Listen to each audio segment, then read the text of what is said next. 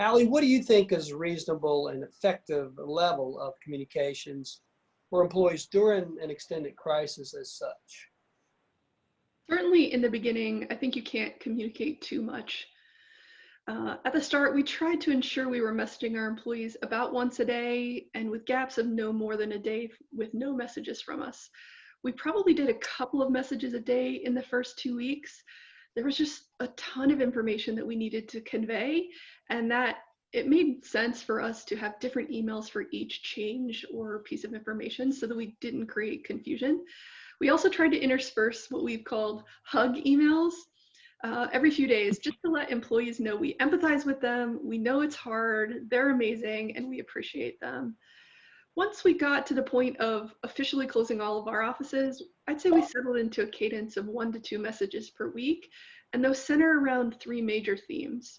The first is just logistical issues, such as how to get the equipment you need from the office or how to use a certain tool.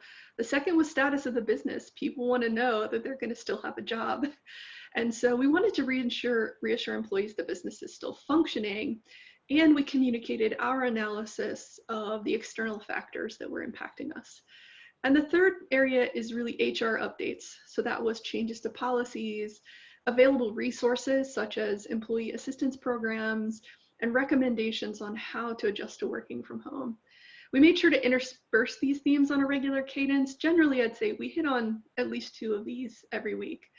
And then about halfway through of this time period, about 4 weeks in, I would say we moved to a more forward-looking information, such as how to have stamina over the long term, because for sure this is exhausting, working from home and being on video calls all the time, and what we think the long-term future of the company is given the impact of the pandemic. So we surveyed our employees about a week into our work from home and again after 8 weeks, and the results were really clear.